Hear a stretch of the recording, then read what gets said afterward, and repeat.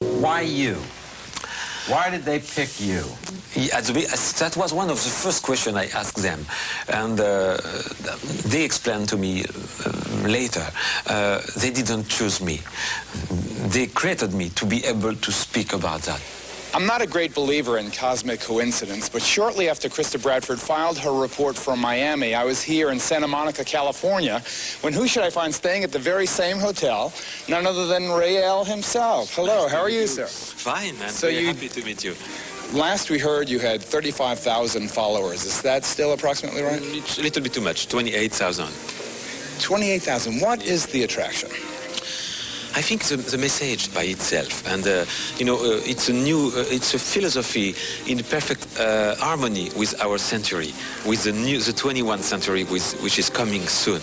You know, of course, the thing that attracts most attention, Rael, you have to be honest, is your approach to human sexuality, a kind of a free spirit, almost a 60s kind of thing. I don't think this is the most important point. But when I read the news accounts, it seems the things that the reporters focus most on is that there is quite a bit of interaction, shall we say, sensual interaction among your followers. No, it's very, very few. Of course, you have some journalists who have a sexual obsession. Oh, is that what it is? And they read it. It's the journalist. Yeah, of course. Now, is it really true, now tell me the truth, that you personally have met Jesus and Muhammad and Buddha? Yes, this is the important part.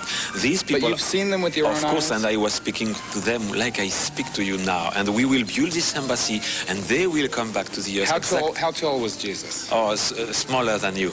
How about Muhammad? Muhammad also smaller than you. I believe in the First Amendment in the United States. I believe that people should believe whatever they want to. I really think that that's what we need in this country. Freedom. Freedom, right. Yeah. But when people are offended, when people are hurt by something, then I think freedom has to be curtailed. You know, freedom has to be withdrawn a bit. If something... Here, meet somebody here. Come in. This is Rachel Bernstein. Yeah. Rachel Bernstein is a cult expert for something called the Jewish Federation. Now, Rachel, why don't you explain to Rael why this is offensive? Well, of course, as you know, the swastika conjures up images of the Holocaust, and it brings back memories for many Jewish people, many Jewish survivors, of a time of pain and a time of a terrible tragedy. And that's something we can't separate from the symbol. This symbol, you can find it in the Tibetan Book of Dead, and it's a symbol of peace, of freedom, and a cycle in time. 50 years ago, you know. Yeah, I know. And 50 years ago is the modern era.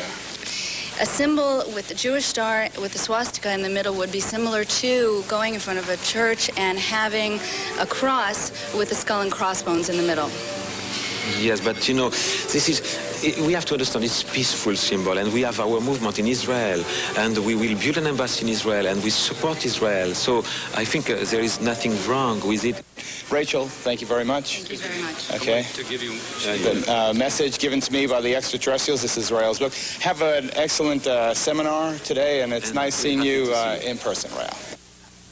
I have to confess that I sort of like the guy personally. He has a very gentle nature. It's just too bad that he doesn't realize, or maybe just refuses to acknowledge, the pain that he's causing so many people.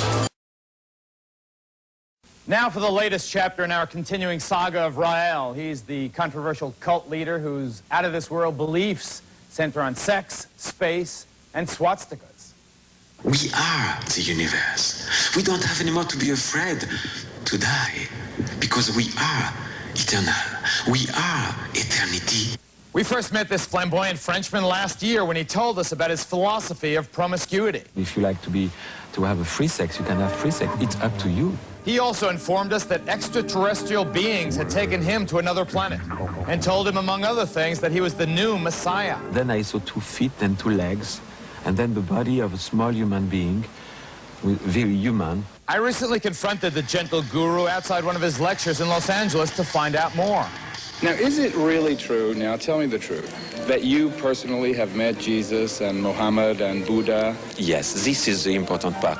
These people... But you've seen them with your own eyes? Of course, and I was speaking to them like I speak to you now. Then I, along with Rachel Bernstein of the Jewish Federation Council, challenged Rael about his use of the most offensive symbol for his movement, a swastika within a Jewish star. The swastika conjures up images of the Holocaust. Following that interview, our senior reporter Steve North made a personal plea to Rael to drop the swastika on behalf of the Holocaust survivors and his own family.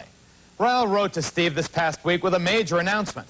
A new symbol. Rael explained, quote, "When you told me your mother, who was a victim of Nazis, was shocked by our symbol, I spent part of the night praying telepathically.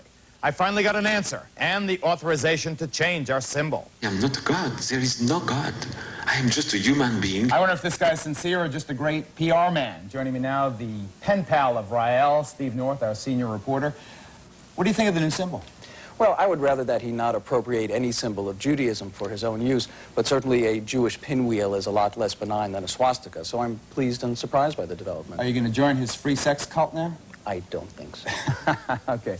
With Steve North at the Water Club, that's it for now. I'm Geraldo Rivera.